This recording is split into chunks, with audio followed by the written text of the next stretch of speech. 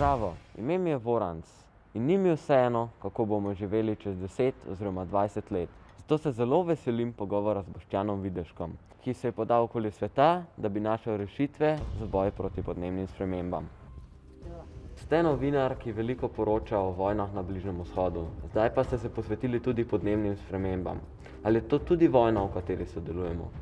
Podnebne spremembe, podnebna kriza je gonilo konfliktov v večjem delu sveta in v prihodnosti bo, po mojem mnenju, tudi vodilno gonilo konfliktov in vojn.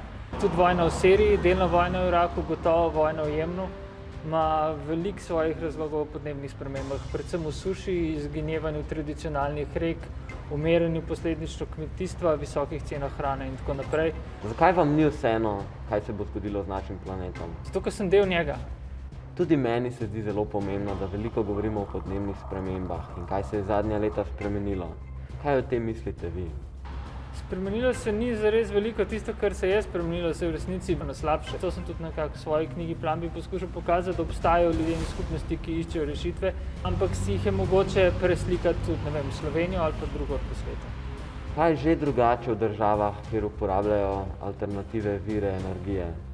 Države, ki res izstopajo v tem trenutku, kot so recimo Islandija, pa Norveška, recimo Danska, spopad z podnebno krizo ni poceni. Kateri alternativi viri energije imajo najboljše možnosti? Tudi pri nas? Uporabljamo zelo malo vetrne energije, solidno količino solarne energije, fotovoltaike, tudi seveda voda in hidroenergija sodi med obnovljive vire.